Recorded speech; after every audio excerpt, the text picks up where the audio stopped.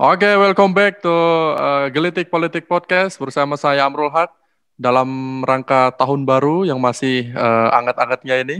Saya dan tim Gelitik Politik mengucapkan selamat Natal kepada kawan-kawan umat Kristen yang merayakan dan juga selamat merayakan tahun baru 2021. Semoga di tahun ini banyak harapan-harapan yang dikabulkan oleh Tuhan. Baik, pada podcast kali ini spesial sekali kita kedatangan tamu Mas Boni Mandolang. Beliau adalah Ketua JPKP Halo, Provinsi Papua. JPKP itu adalah jaringan pendamping kebijakan dan pembangunan. Mas Boni, silakan Mas Boni. Apa sih JPKP itu, Mas Boni? Sekalian sambil kita ngobrol santai. Silakan Mas Boni.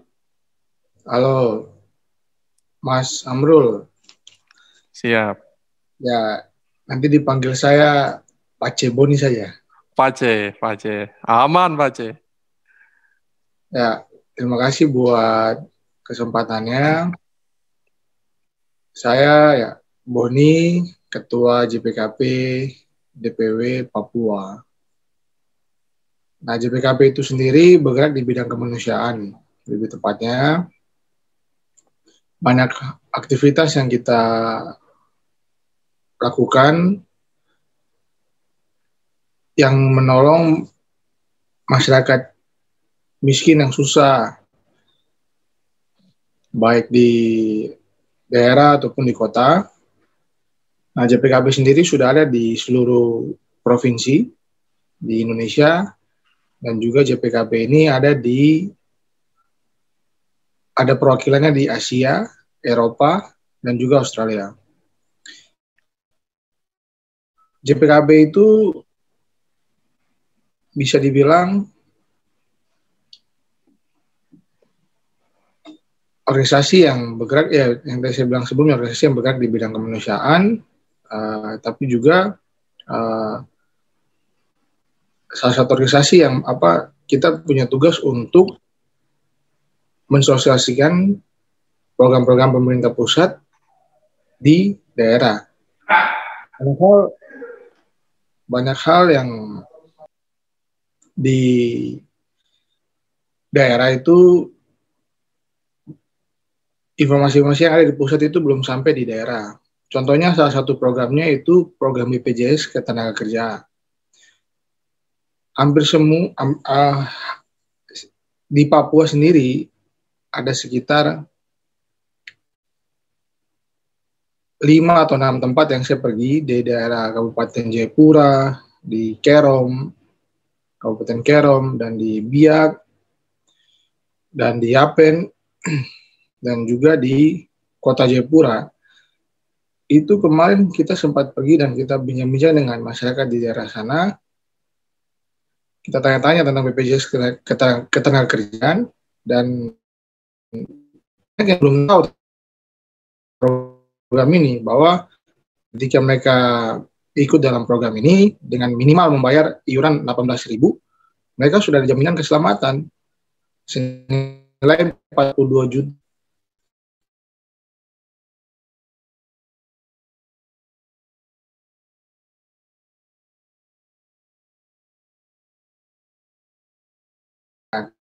Kebanyakan yang terjadi di Papua cari untuk bisa bawa ke kuburan atau bikin ibadah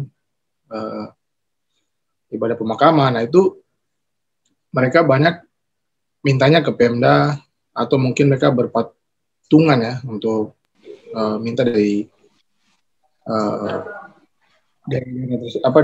saudara-saudara, paguyuban. Berarti gitu. sebagai fasilitator ya? Ya, itu salah satu yang bisa saya sampaikan. Banyak hal sih yang sebenarnya juga yang kita kerjakan dari JPKP Papua sendiri itu. Ya, salah satunya kalau misalnya terjadi apa-apa, masyarakat, contohnya bukan hanya masyarakat Papua ya, tetapi misalnya gini, ada masyarakat, contohnya lah, ada masyarakat Talaut, dia terdampar. Itu mungkin bisa cek di internet, terdampar di PNG, Papua Nugini. Nah, kita JPKB Papua ini mendapat berita itu, kita langsung berkoordinasi dengan pihak konsulat di Papua Nugini dan pemerintah di Jayapura juga. Nah, kita cari tahu dan kita sampai pergi melihat masyarakat Talot itu. Kita jemput di Nimo. Itu lalu dibawa ke Bandara Sentani, lalu kita pulangkan ke laut, gitu. Jadi JPKP ini sendiri lebih banyak bergerak di kemanusiaan. Jadi sebenarnya keluhan apa aja dari masyarakat kita akan bantu, apa saja sih, gitu. Dan berkaitan dengan korupsi.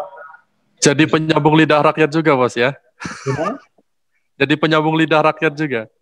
Ya, bisa dibilang. Jadi ketika ada masyarakat mengeluhkan sesuatu, kemudian JPKP memfasilitasi itu.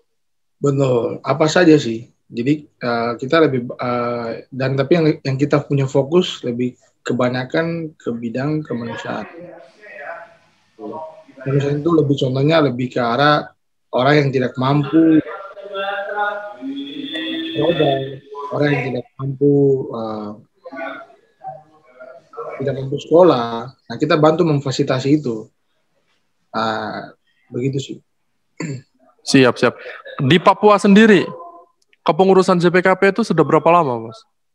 JPKP di Papua kepengurusan 2019 sampai 2024 dengan pemimpinnya saya, itu berdiri dari tanggal 21 Juni 2019. Jadi sudah kurang lebih 1 tahun lebih nih kita berjalan. Ya, 21 Juni sih saya ingat. Sudah satu tahun ya? Satu tahun lebih lah nih. 21 Juni ya. 1 tahun setengah. Berarti nunggu pergantian di Munas. Nanti Rakernas itu di bulan Januari. Langsung dilaksanakan di Padang. Siap. Di Jayapura, jadi kemarin mungkin Mas Amrul mungkin pernah sempat dengar bahwa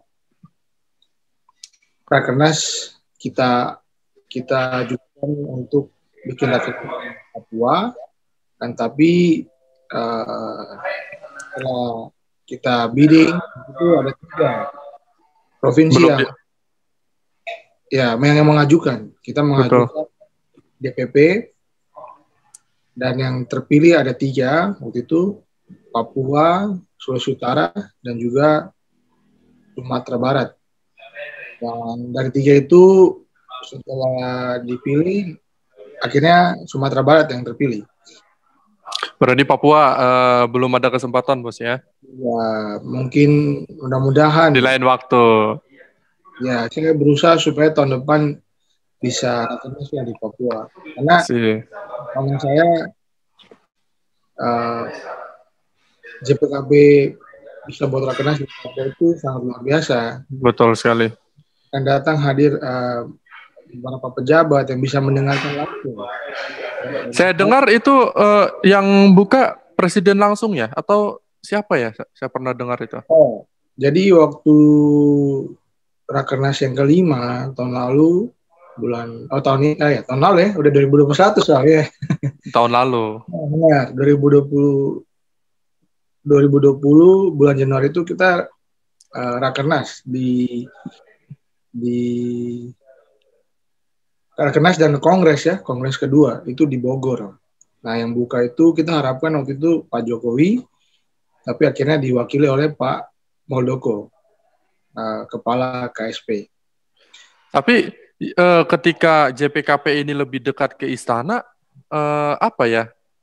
JPKP ada netral nggak? Maksudnya dalam pandangan politik netral, tidak memihak ke istana, bahkan tidak memihak ke oposisi, dan seperti yang kita lihat ada pihak-pihak yang ingin memerdekakan Papua seperti itu. Oh baik, jadi kalau untuk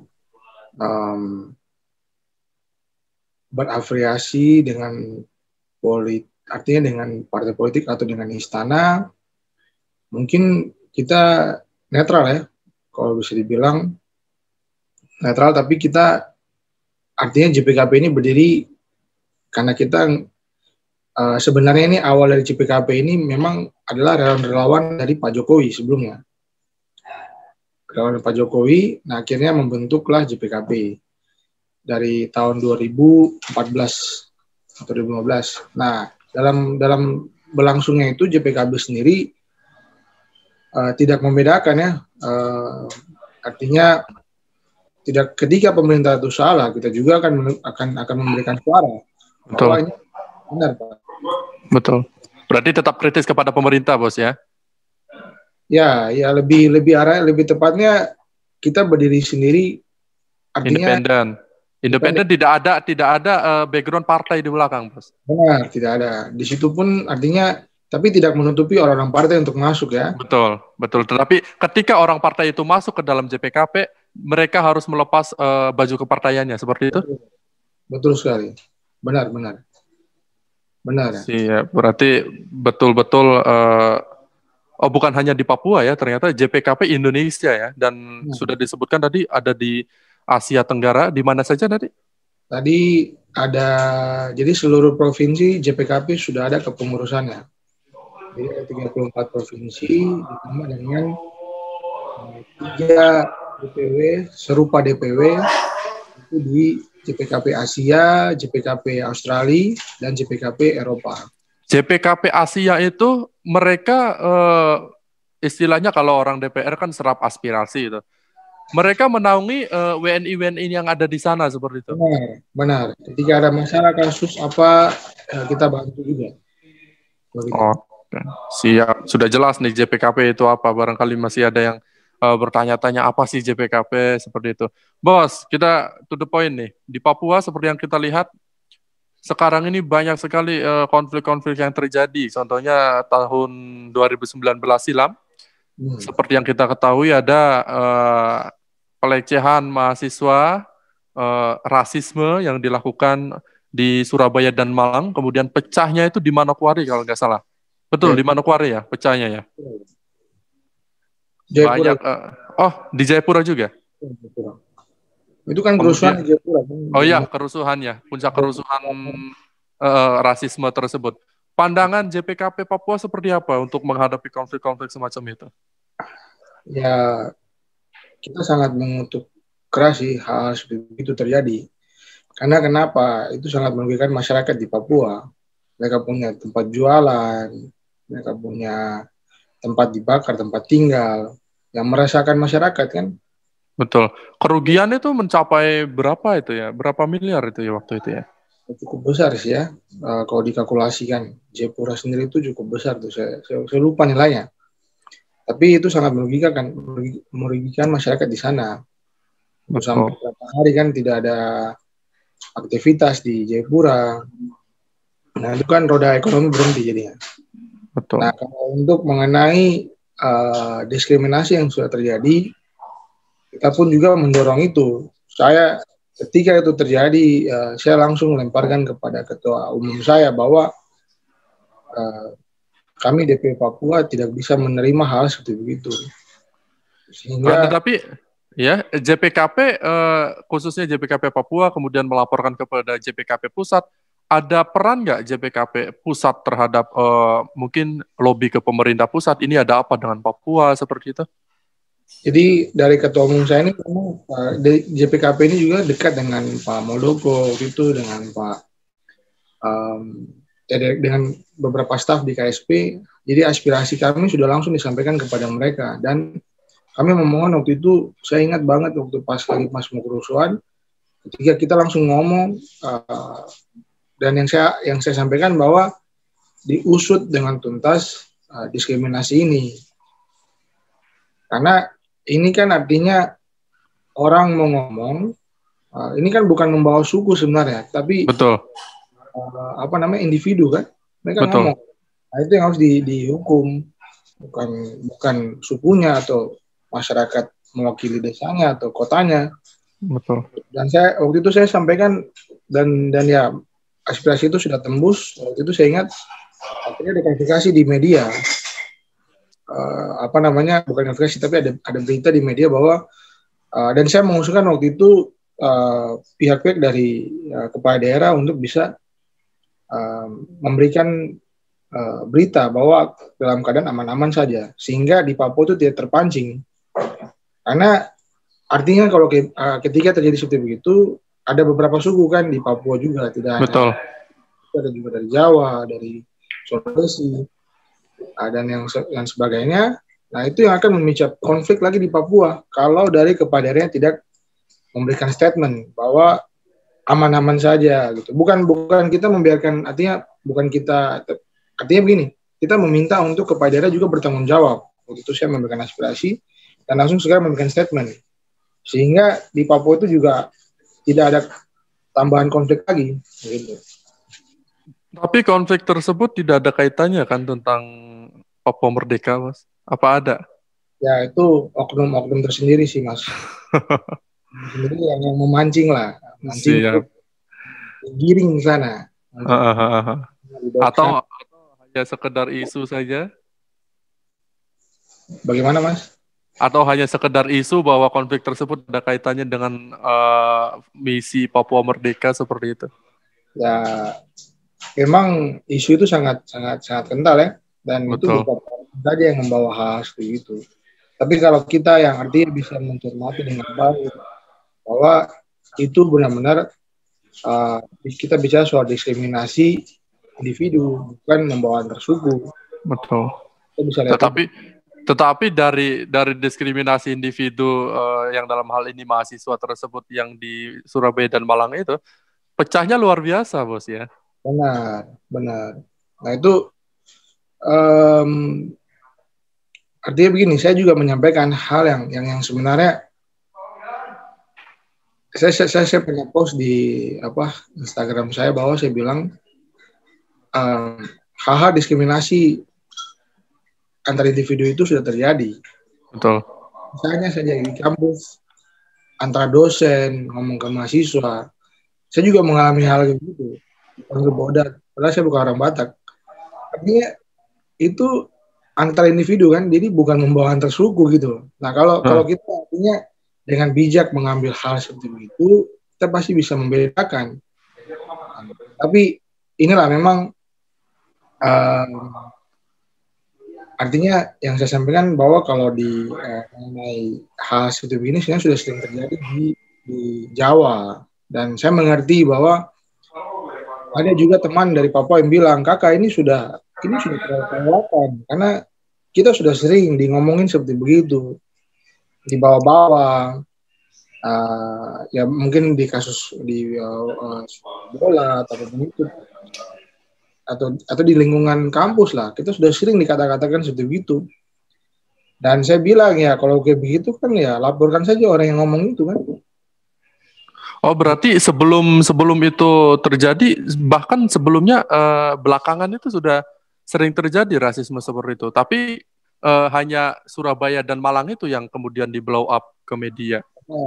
Dan itu yang memang teman-teman ini bilang kan, kakak ini sudah dari lama. Bukannya di Surabaya dengan Malang, tapi juga di Jakarta, di Jogja, di Bandung, di mana saja. Dan saya sampaikan, tidak hanya orang Papua saja. Artinya ada suku lain pun yang cekcok. Begitu. Yang mengalami diskriminasi seperti itu. Ya, bukan hanya orang yang provinsi lain dengan orang Papua saja, tidak. Tapi ada juga orang yang contohnya orang Sulawesi, cekcok dengan dikata-katain dari orang Jawa contohnya. Itu sudah biasa, bukan sudah biasa, artinya itu sudah sering terjadi. Sudah sering terjadi, sehingga untuk bisa menyelesaikan hal itu ya kan kita ada hukum di negara ini. Betul. Jadi kita rekam dan kita laporkan ke pihak berwajib, orang itu pasti ditangkap.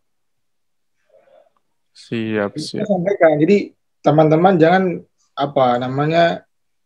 bahasanya bahwa kita ini orang Papua yang selalu dijadikan korban. Tidak. kita jangan punya mental selalu korban. Saya sampaikan ke teman-teman. Padahal kan banyak masyarakat Papua yang di Pulau Jawa kemudian membentuk solidaritas seperti membentuk ikatan keluarga seperti itu banyak kan. Betul. Saya lihat juga seperti itu banyak. Baik Bos, geserlah kita. JPKP, Jaringan Pendamping Kebijakan dan Pembangunan. Bagaimana pembangunan Papua sekarang ini? Pembangunan Papua saat ini sudah, saya bilang,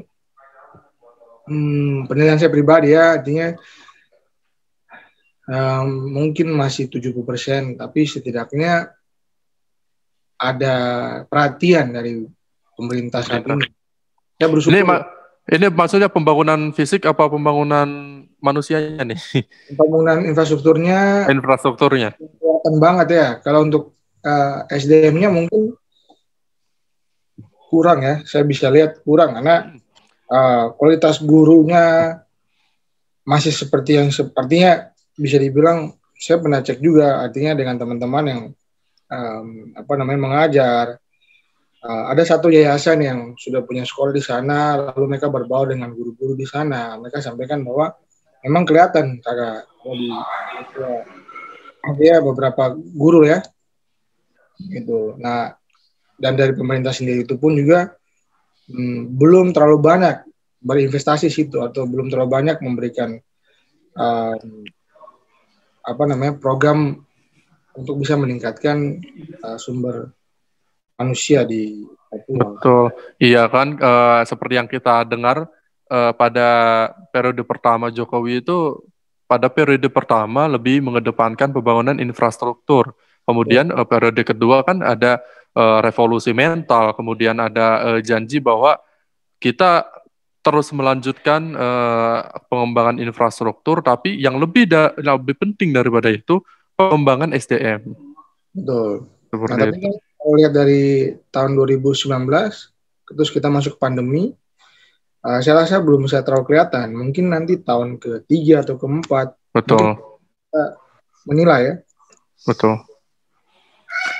Mungkin juga karena 2020 kemarin Indonesia dihantam pandemi yang begitu dahsyat, kemudian banyak kementerian lembaga yang memotong anggarannya untuk penanganan pandemi seperti itu. Mungkin itu salah satu kendala, Bos ya.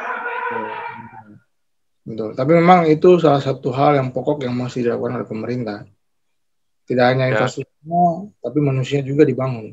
Betul. Karena indeks pembangunan manusia kita harus segera naik nih. Nggak stagnan di angka segitu aja. Kemudian otonomi khusus ya, otonomi daerah di Papua. Itu seperti apa nih perkembangannya? Dana otsus yang saya tahu sudah banyak yang digunakan juga untuk salah satunya pendidikan. Kalau mungkin Mas Amrul sering lihat teman-teman mahasiswa dari Papua, nah itu salah satunya karena beasiswa otsus, beasiswa dari program otsus. Itu. Dan besarnya berapa dari APBN? Kalau untuk tahun 2020 setahu saya 8T ya. 8 triliun. Untuk otsus Papua aja itu. Ya, tahun 2019 7 ya kalau nggak salah itu. Pokoknya naik terus kok. Setiap tahun naik. Naiknya sekian persen lah itu. Kalau nggak salah itu naiknya 1 T ya. Kalau saya lihat datanya. Begitu. Jadi untuk otsus itu sendiri artinya sudah berjalan, tetapi bisa dikata kurang maksimal. Gitu. Kurang maksimal itu karena memang kenyataannya dari selama berapa puluh tahun ini, tapi kurang kelihatan gitu loh.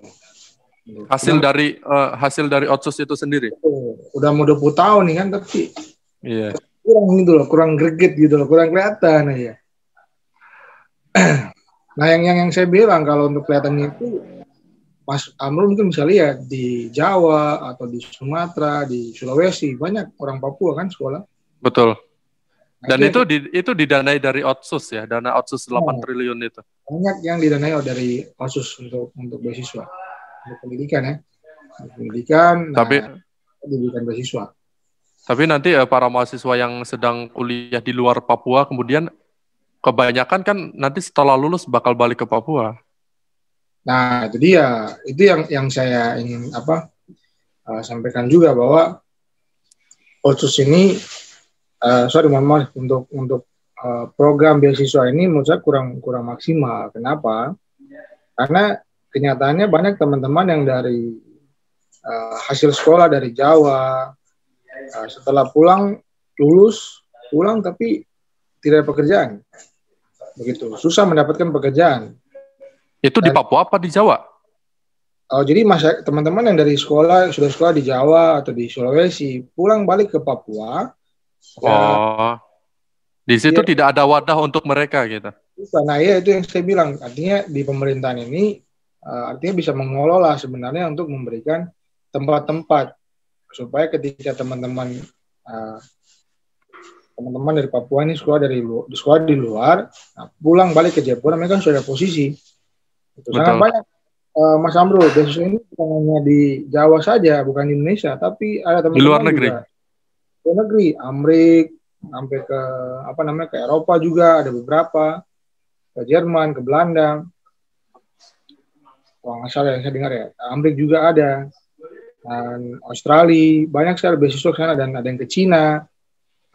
Tapi teman-teman itu ketika pulang bingung mau kerjanya apa. Dan itu banyak dikeluhkan oleh diaspora Indonesia. Ketika mereka kuliah di luar. Gimana?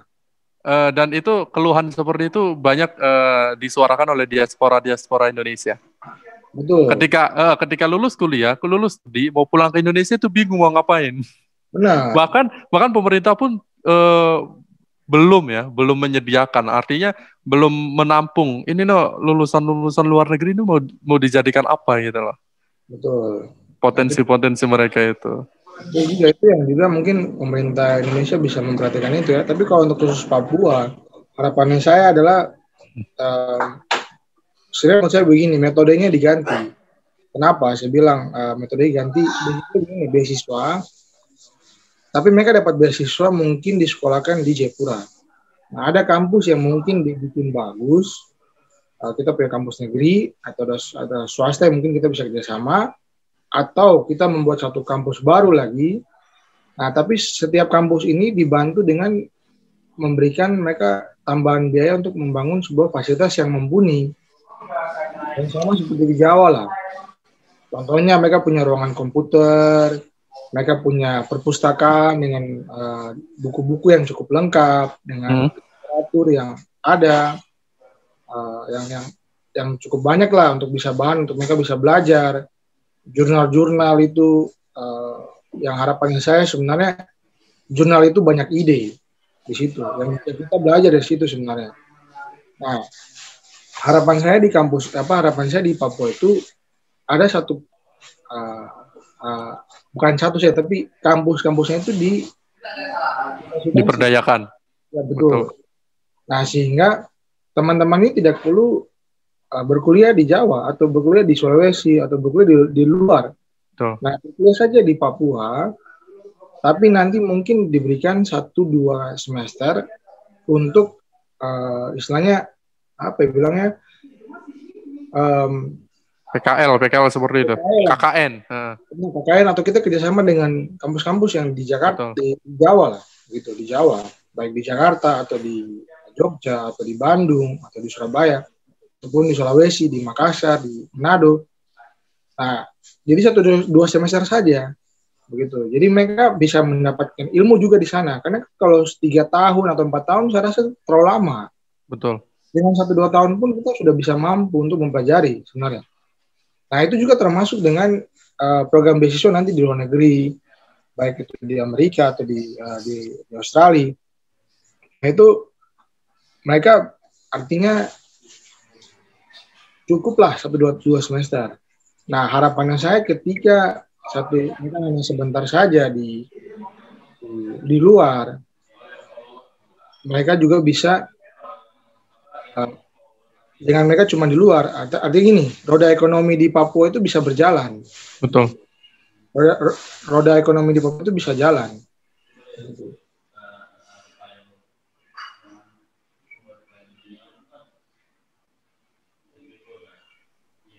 Jadi begitu, mohon maaf. Jadi harapannya saya ketika ada universitas itu di Papua, jadi roda ekonomi itu berjalan. Kenapa sih belum roda ekonomi itu berjalan? Contoh, kita makan di warung, kita makan di Papua ya. Uang itu kan berjalan di sana. Nah, kita Betul.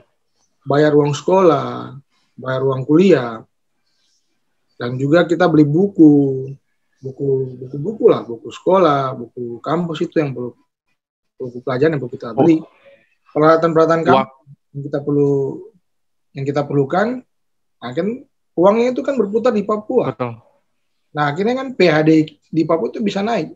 Betul. Buat apa kita, artinya mohon maaf gitu, buat apa kita misalnya taruh uang di Jawa?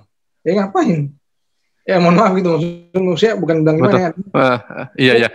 Yang notabene uang tersebut dana otsus yang 8 triliun itu. Biar Papua ini bisa bangkit gitu, bisa bangkit. Betul. Setuju. Buang uang di luar.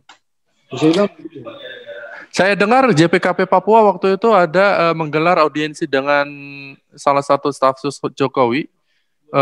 Siapa ya? Waktu itu? Oh, dengan Pak Billy Mambasar.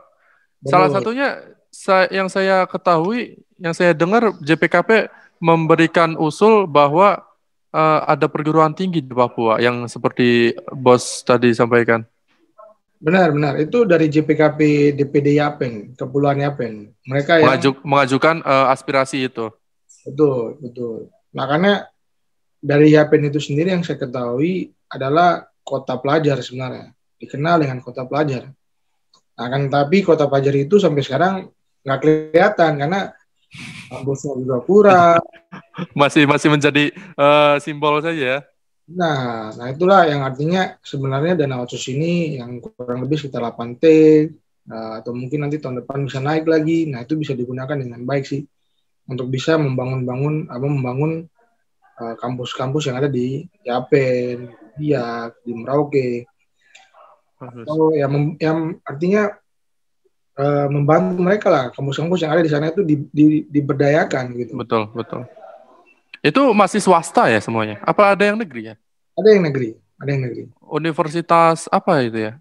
Cendrawasih ya kalau nggak salah. Oh, Jayapura Universitas Cendrawasih, Uncen. Iya, Uncen negeri. Iya, berarti kan di situ sudah ada perguruan tinggi negeri. Mungkin pemerintah bisa membangun perguruan tinggi baru, kemudian ngambil SDM dosennya lulusan Uncen atau memang dosen-dosen Uncen yang bisa diajak membangun universitas di situ mungkin ya, bagusnya ya. Nah, dan mungkin untuk dosen-dosen tersebut itu artinya gini, setiap tahun ini kan perkembangan zaman ini apalagi teknologi ya. Betul. Jadi artinya gini, saya di-upgrade saja dosen-dosen, artinya ilmunya ditambahin lagi, disekolahkan lagi. Gitu. Dipersiapkan beberapa orang untuk disekolahkan lagi dan kembali untuk membawa itu untuk artinya mereka menyalurkan ilmu itu ke mahasiswa. Begitu. Mentransfer ilmunya langsung dari dosen asli Papua. Benar. Tidak harus impor dari luar Jawa seperti itu. Dan harapannya saya sebenarnya bukan titipan-titipan ya, kan karena kebanyakan. Oh iya, paham. Titipan-titipan sehingga saya bukan memang, tapi memang banyak kejadian yang mengeluh juga kepada saya. Artinya, aduh ini Bapak sudah dikasih sekolah, tapi kenapa pas pulang ke Papua tidak bisa mengajar? Iya. Tapi mungkin kalau dia memang tidak berkualify, ya diganti. Menurut saya begitu sih. Berarti harus ada sistem rekrutmen yang sangat terbuka dan transparan seperti itu. Tidak ada sistem titipan lagi ya. Penilaian itu seperti harusnya by performance. Iya. Dan itu harus objektif. Betul. Harapannya sih gitu, karena ini saya bukan membawa satu isu atau gimana, memang masyarakat beberapa teman-teman yang sampaikan seperti itu. Ada programnya, dikasih sekolah, tapi pulang Bapak tidak bisa mengajar. Bapak atau Ibu juga ya kita tidak bisa salahkan juga, tapi artinya begitu, artinya memang butuhlah artinya pemerintah di Provinsi Papua untuk bisa melihat dengan jernih dan tidak tebang pilih untuk bisa membuat suatu kebijakan. Berarti selama ini ada sistem-sistem titipan seperti itu di Papua berjalan? Itu mungkin tidak perlu kita tapi artinya mungkin ada ya seperti itu ya. Ada, mungkin tidak ada, tapi tidak banyak seperti itu. Ya, dan harapan saya mungkin itulah, kita butuh lah memang pemimpin yang mau turun lapangan, betul, tahu persis keadaannya seperti apa.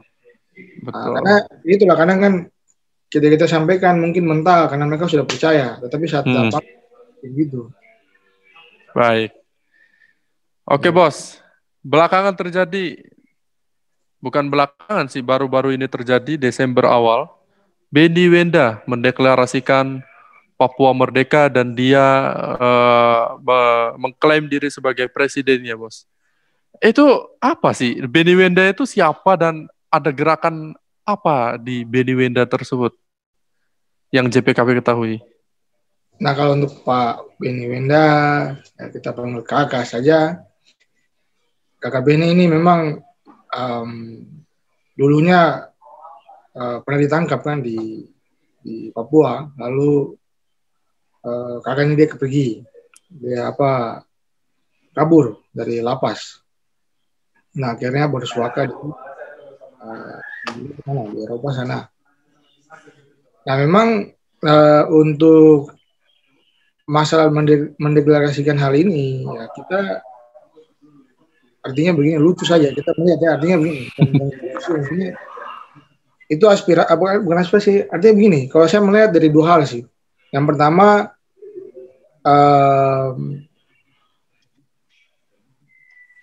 ada ketidakpuasan dari masyarakat Papua, sehingga mereka bisa berani. Ada grup-grup yang seperti gitu. Ketidakpuasan terhadap pemerintah Republik Indonesia? Benar. Kenapa saya bilang begitu? Karena banyak hal yang ketidakadilan terjadi di Papua. Berarti stigma Papua dianaktirikan masih ada dong? Mungkin sekarang sudah mulai hilang, tapi dulu kental. Dan kalau memang mau lihat, bilang anaktirikan, ada isu yang baru mengenai di bola ya, mungkin baru-baru mungkin Mas Amrul pernah lihat, sampai ada stigma kayak gitu loh, karena seharusnya Persipura yang mewakili Indonesia di AFC Cup, tapi malah tim lain yang sebenarnya sesuai aturan harusnya Persipura. Dan ini tim bola Persipura ini sendiri pun sudah beberapa kali mengalami hal seperti itu karena ketidak profesional untuk bisa mengelola manajemennya. Gitu. Ada beberapa event berapa kali itu gagal bertemu di AFC, hambatan administrasi. Nah, itu kan ada unsur kesengajaan atau gimana, kita juga nggak ngerti. Berarti kan profesional. Betul. Stigma bilang nggak. Betul. Ini Papua ini anak tiri ya, kayak gitu. Itu salah satu. Nah, tapi kalau bilang ketidakadilan yang kita bisa lihat juga, contohnya di Papua itu ya soal pendidikan yang saya bilang tadi bahwa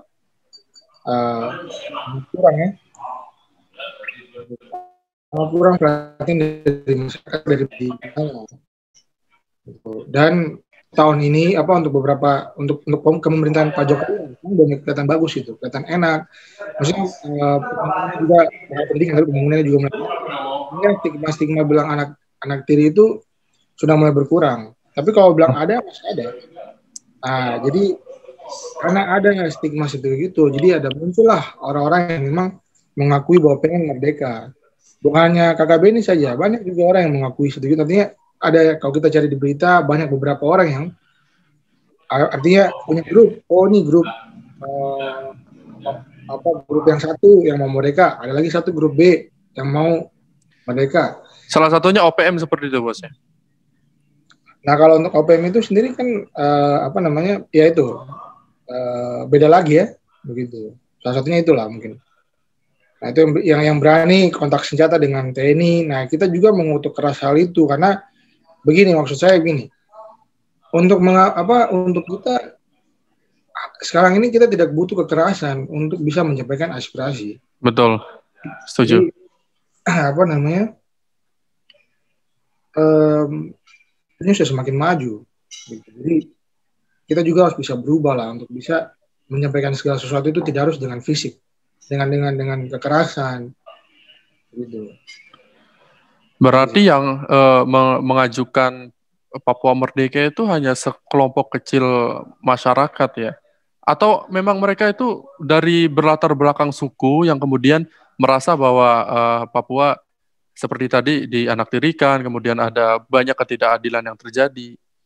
Mungkin itu suku-suku pedalaman atau memang yang sudah infrastrukturnya dibangun itu, Bos? Campur. Karena di kota pun juga masih ada beberapa orang, masih ada beberapa oknum atau teman-teman saya juga yang ingin merdeka. Gitu. Karena kenapa mereka ingin merdeka? Ya mungkin dan ini juga mungkin gini, ada beberapa hal isu yang kadang-kadang teman-teman ngomong begitu, terus ada pertanyaan kayak gini, dibilangin, teman ada yang ngomong kan, kita kan waktu pas Papera itu, waktu pas pemilu, kita kan hitungannya kan tidak adil, maksudnya tidak benar sebenarnya, tidak mewakili semua orang Papua itu. Isu itu yang digiring. Nah, itu yang saya sering dengar dari teman-teman di Papua ini, kenapa mereka mau merdeka? Karena mereka punya bapak atau mereka punya om, sampaikan ke mereka. Nah, ataupun mereka punya anak nanti. Disampaikan hal yang sama kayak gitu, dibilang, kita waktu pas Papera itu kita tidak sah, tidak seluruh masyarakat Papua yang mau masuk ke Indonesia. Gitu. Nah, saya sampaikan, saya bilang tidak bisa begitu. Karena sejarah sudah membuktikan dan ada badan internasional sana yang mengelola hal ini dan artinya kalau kita mau bilang kayak begitu, baru saya balas tanya, terus kenapa ada pahlawan-pahlawan dari Papua kayak Frank Kaisepu, Silas Papare? Betul. Saya bilang bukti nyata bahwa masyarakat Papua itu juga ada yang mau masuk ke Indonesia. Gitu. Nah, lalu ketika mereka masuk dalam Indonesia, dalam pemerintahan Indonesia, memang itu yang saya bilang, keterlambatan membangun Papua inilah yang menjadi penyebabnya. Dari teman-teman ini menyatakan bahwa lebih baik kita merdeka saja kalau kita hidup susah begini. Artinya kita bukan hidup susah, kita punya Papua ini begini-begini saja. Begitu. Berarti kesimpulannya keterlambatan pembangunan. Betul. Yang terjadi di Papua. Yang saya bisa simpulkan seperti itu. Dan sekarang yang JPKP lihat dengan banyaknya pembangunan infrastruktur ya yang dilakukan oleh Presiden Jokowi, baik di periode pertama maupun periode saat ini, seperti apa? Masih terjadi keterlambatan pembangunan kah?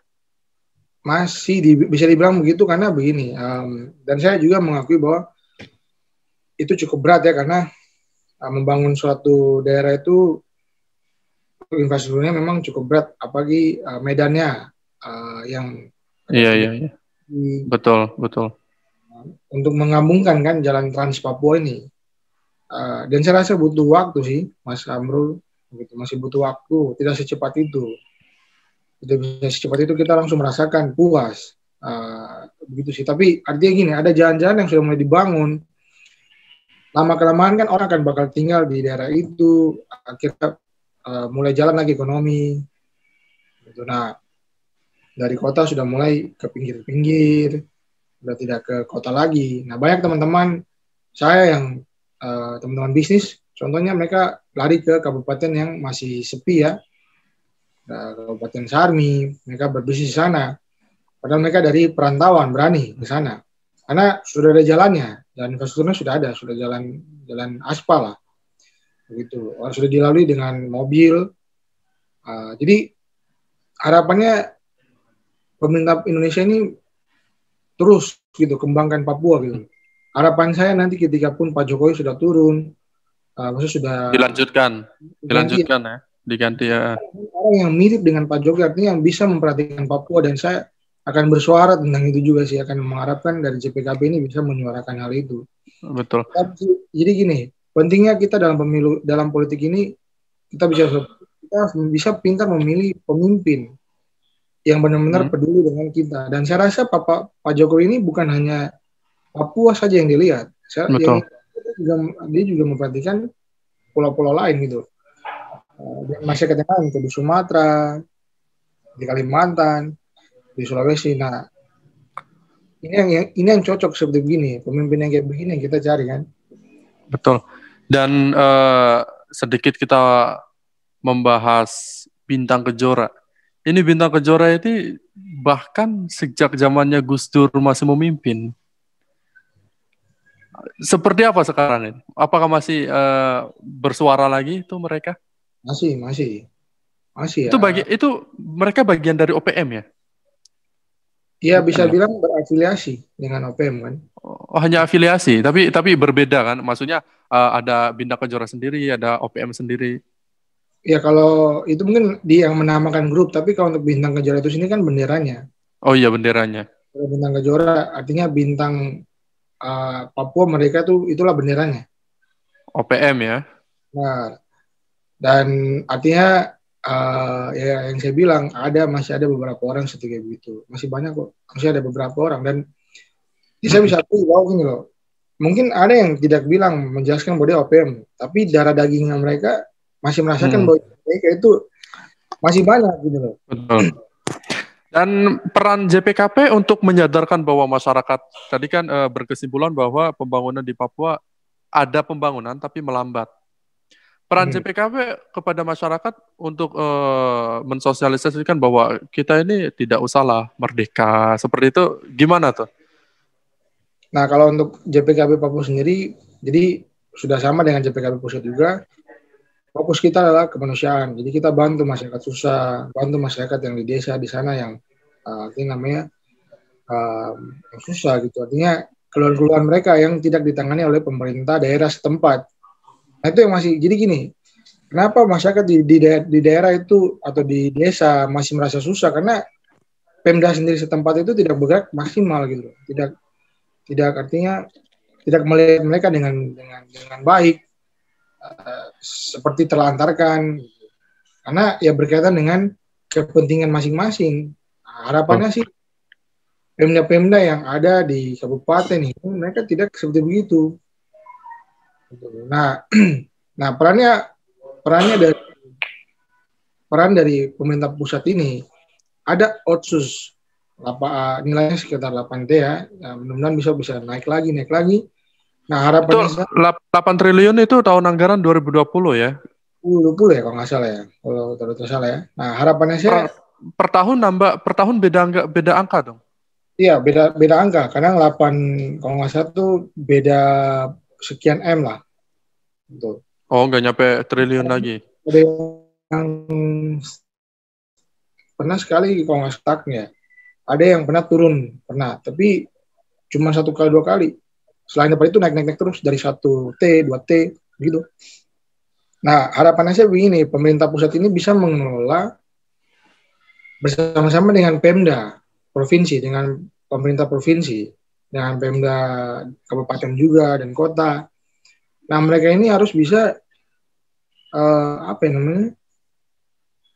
bisa, artinya gini, ada satu istilahnya apa ya, bentuk tim lah khusus untuk bisa mengelola otsus ini. Harapan saya begitu, ketika otsus besok diperpanjang, ada tim khusus yang mengelola.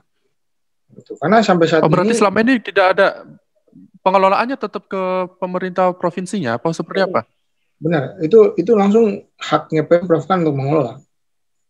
Begitu. Nah, harapannya saya kan ada yang artinya ada yang bukan membina tapi mencermati, itu mengkontrol. Betul. Gitu. Dan transparan sih kalau menurut saya.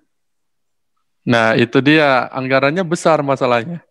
Benar, dan besar, dan itu sebenarnya kalau sampai turun ke masyarakat itu kerasa banget sih manfaatnya.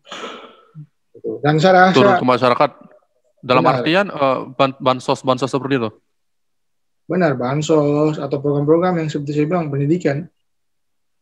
Dan yang terutama masalah kesehatan sih Mas Amrul. Kalau Mas Amrul bisa Oh datang ke iya, Papua, di betul-betul. Jayapura, kotanya mungkin sudah agak lebih bagus. Tapi kalau di desa, apa di kabupaten, contohnya di Kabupaten Yapen atau Kabupaten Biak, Kabupaten Mamberamo Raya, Mamberamo Tengah, waduh itu mereka apa kesulitan ketika ada yang sakit, mereka tingkat kematian saya cukup tinggi. Tapi Karena puskesmas seperti itu ada.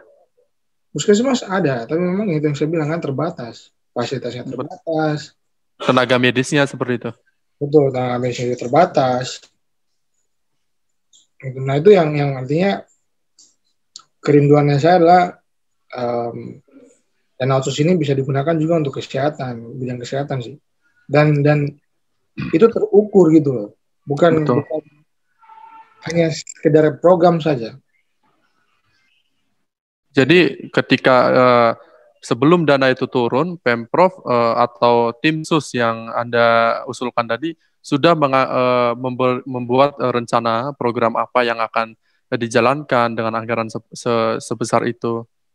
Nah itu kan kalau yang saat ini kan yang terjadi, dana itu dikelola oleh Pemprov, Pem- lalu dibagi-bagikan ke kabupaten-kabupaten sekian persen gitu langsung di Pemdanya.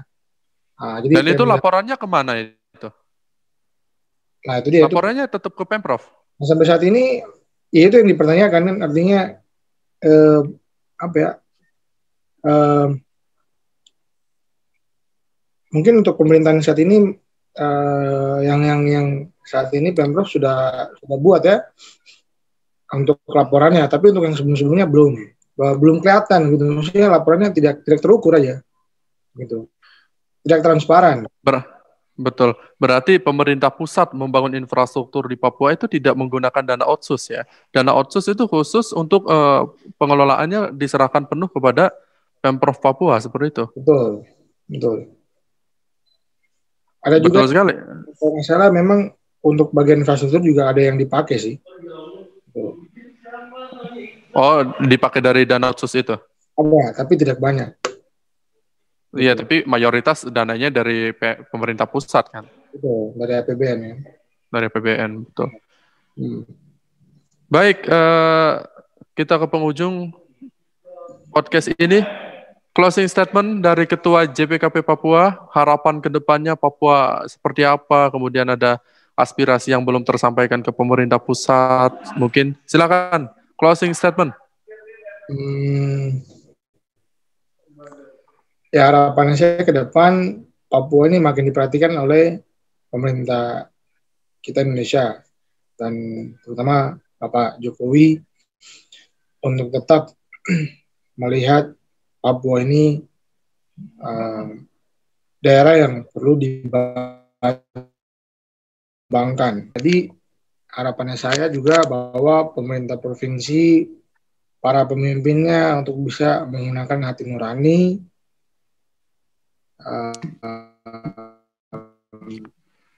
lebih lagi melihat kesusahan masyarakat yang di Papua, dan dapat berkoordinasi dengan salah satunya organisasi seperti kami ini yang bergerak di bidang kemanusiaan.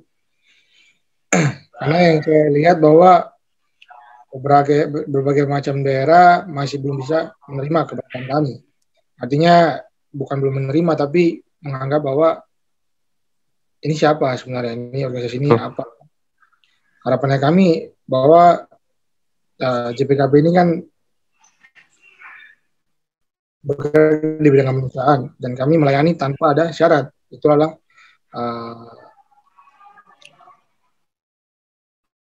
kita punya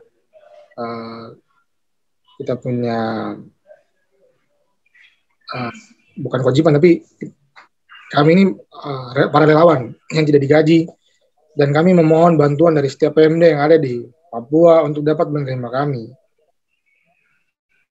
Karena dengan adanya kerjasama dengan pemerintah daerah,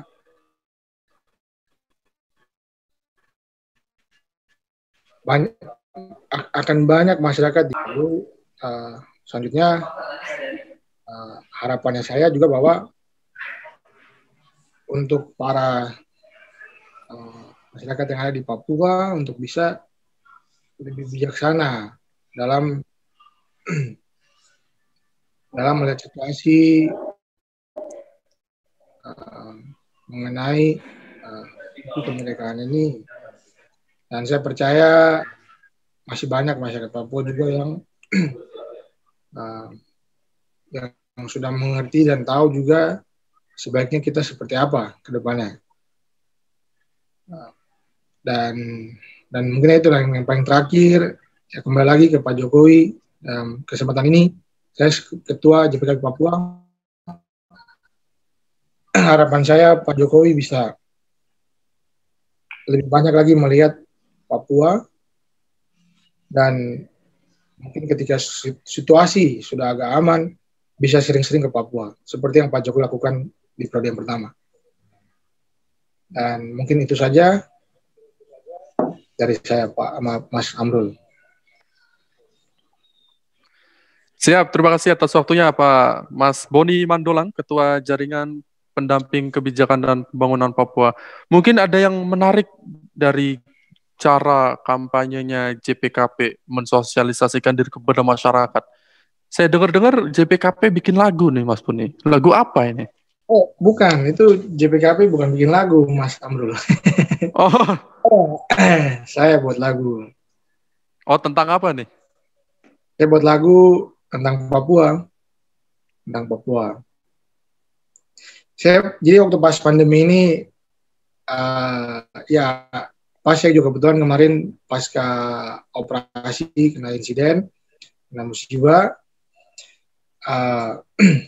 Tapi memang ide lagu ini sudah lama, dari waktu pas sebelum musibah juga, dari pas yang pandemi lah. Waktu pas pandemi kan kita tidak bisa ke Papua ya.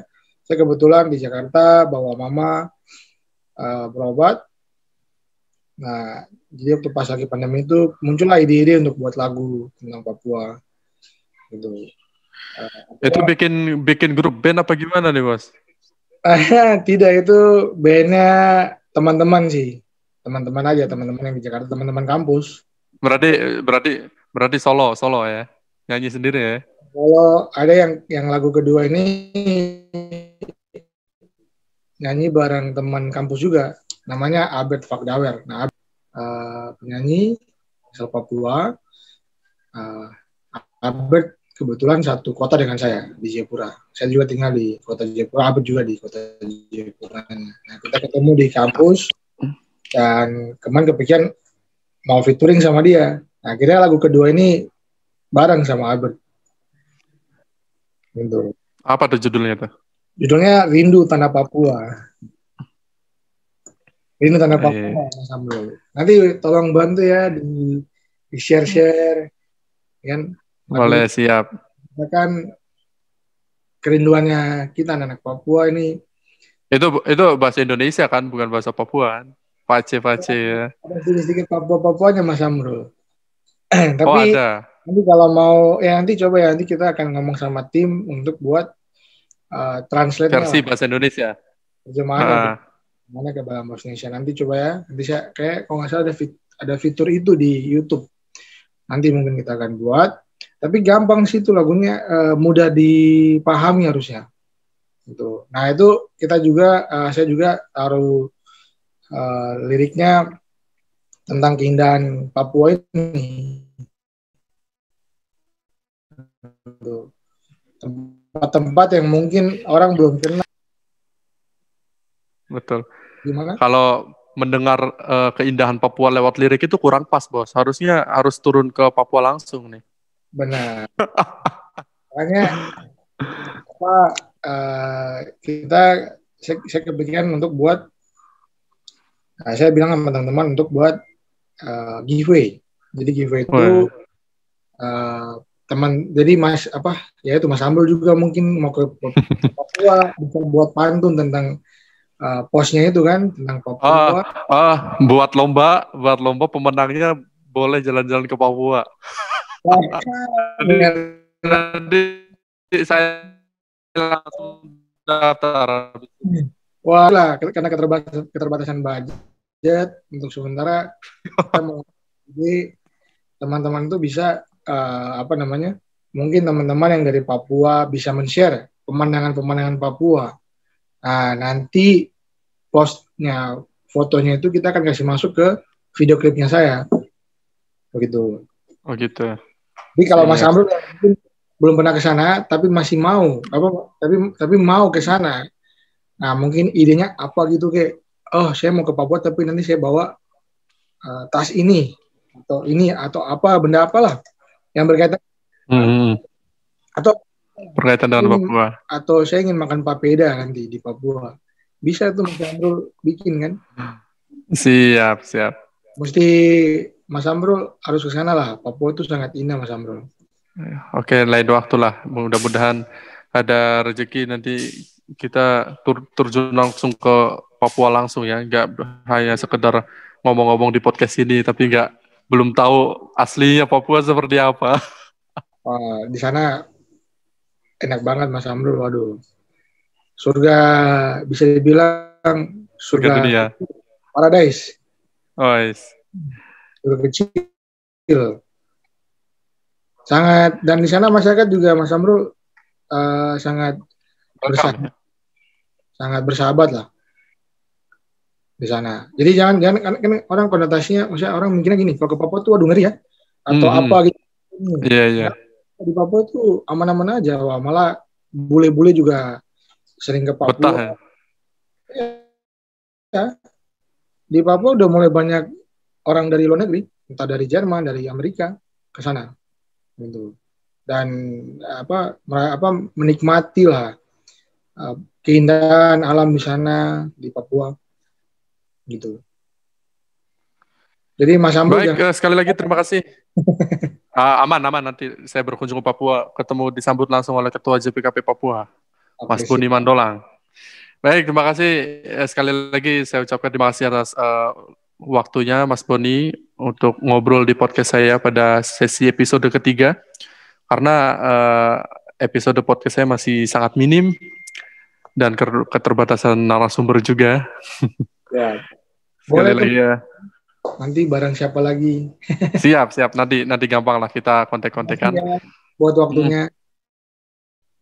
Terima kasih banyak Mas Boni Mandolang. Inilah podcast Gelitik Politik episode 3. Ada apa dengan Papua? Terima kasih. Sampai jumpa. Sampai jumpa.